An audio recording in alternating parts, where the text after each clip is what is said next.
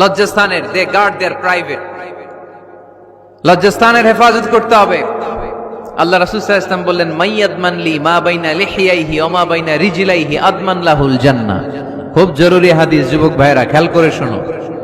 যে ব্যক্তি দুইটা অঙ্গের গ্যারান্টি, বিষ্ণু বললেন আমার যে উম্মত দুইটা অঙ্গের গ্যারান্টি আমারে দেয়, আমি নবী তারে জান্নাতের গ্যারান্টি দেই। মদিনার জমিনে সবচাইতে গরীব সাহাবীর নাম ছিল সাইয়েদনা বেলাল আল হাবাশী রাদিয়াল্লাহু তাআলা আনহু। বিশ্বনবীর খাস মুয়াজ্জিন। ইথিওপিয়া থেকে ইসলামের সুশীতল ছোঁয়ায় এসে মদিনায় বিশ্বনবীর হাতে হাত রেখে কালিমা পড়ে মুসলমান হয়েছে। দেখতে ছিল কুচকুচে কালো, কিন্তু হৃদয়টা ছিল সাদা। মদিনার সবচাইতে গরীব সাহাবী। লজ্জাস্থান ঢাকার মতো একটা লুঙ্গি ছিল, এছাড়া আর কিছু ছিল না। শুধু আমাদের লজ্জাস্থান ঢাকার মতো একটা লুঙ্গি আছে, আর কিছু নাই। এরকম কে কে আছেন? হাত তোলেন। কেউ নাই। তার মানে আল্লাহ আমাদের অনেক দিয়েছে। 80টা বেত মারার কথা মেরেছো, 30টা বাকি আছে কয়টা? জোরে বলেন। বাকি 50টা বেতের বিনিময়ে, এক একটা বেতের বিনিময়ে একটা করে ওট আল্লাহর রাস্তায় আমি সদকা করে দেব। ওমরে ফারুক বললেন, আবু শাহামার মা, এটা আল্লাহর আইন, আল্লাহর বিচার। শুধু ওট সদকা করবা কেন? গোটা বিশ্বটা যদি আমার হাতে এনে দাও, 80টা বাড়ির একটা বাড়িও আমি কম দিতে পারবো না। আল্লাহু আকবার।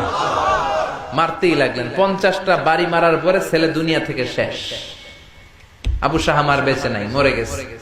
ওমরে ফারুক বললেন, জানাজা দে, গোসল দে, কবর দে। কবর দেওয়ার পরে কবরের উপরে মারতে আরম্ভ করলেন। 51, 52, 53, 80টা বেত মারার পরে আল্লাহরে ডেকে বললেন, আল্লাহ, আমার নিজের কলিজার টুকরা ছেলেরে পিটায় মাইরা ফেলাইছি মদ খাওয়ার অপরাধে। কিয়ামতের দিন তুমি আমারে জালিম বলে ডাক দিতে পারবা না। সুবহানাল্লাহ। জান্নাতীদেরকে আল্লাহ বলবেন, ও জান্নাতীরা, নাজ নেয়ামত তোমাদেরকে যা দেওয়ার ওয়াদা দিয়েছিলাম সব পেয়েছো কি? সবাই বলে পেয়েছি। একজন কয় পাই নাই। কিরে কি পাস নাই? কয় আপনারই পাই নাই। সব পাইছি, আপনারে পাই নাই। সুবহানাল্লাহ পড়ে।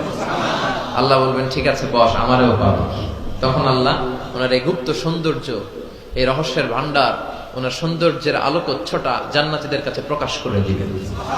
তার মানে আমরা সেদিন আল্লাহকে দেখব। আর প্রশংসা হয় সুন্দরের, আল্লাহর যে সুন্দর কেউ আছে। টিভিতে আপনারা ইসলামিক প্রোগ্রামগুলো দেখবেন। রমাদানে অনেক ইসলামিক প্রোগ্রাম করে টেলিভিশন চ্যানেলগুলো, এগুলো দেখবেন। সৌদি আরবের সরাসরি লাইভ প্রোগ্রাম, এগুলো দেখবেন। জিওগ্রাফিক্যাল চ্যানেল আছে, দেখবেন। অ্যানিমেলস কিংডম দেখবেন। আফ্রিকার জঙ্গলে কত ধরনের প্রাণী পাওয়া যায়। সাগরের অতল গহ্বরে কি ধরনের মাছ আল্লাহ সৃষ্টি করে রেখেছে। সি ওয়ার্ল্ড আমরা জানি না। সাগরের অতল গহ্বরের রাজ্য কেমন। অ্যানিমেলস কিংডম আর জিওগ্রাফিক্যাল চ্যানেল, এগুলো দেখবেন। টক শো দেখতে পারেন, নিউজ দেখতে পারেন। এমন প্রোগ্রামগুলো দেখেন যেগুলো শিক্ষণীয়, নিজেকে জ্ঞানী ও আলোকিত করে গড়ে তুলতে সহায়তা করে, এমন প্রোগ্রামগুলো দেখবেন। আওয়াজ করে। বিশ্বনবী লাউ খেতে পছন্দ করতেন। লাউ।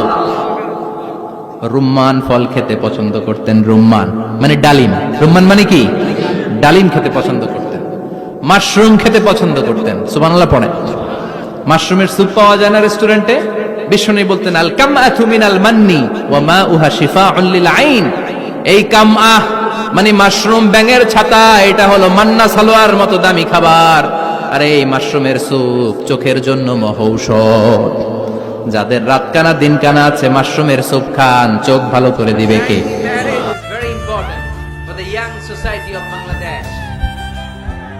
সময় মতো বিয়ে, এটা সব জায়গায় আমি বলি।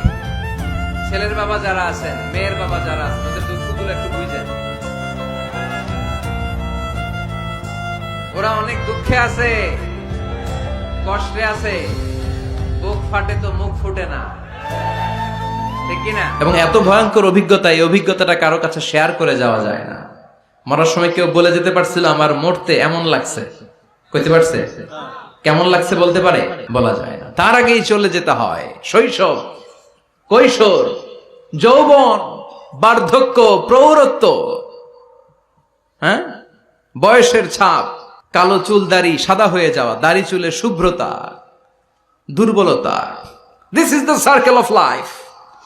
ছোট্ট ছিলাম, বড় হলাম, সিঙ্গেল ছিলাম, ডাবল হলাম, তারপরে বাবা হলাম, তারপরে শ্বশুর হলাম, তারপরে নানা হলাম, তারপরে চলে যেতে হবে। This is the circle of life. চিল্লায় বলেন ঠিক কিনা?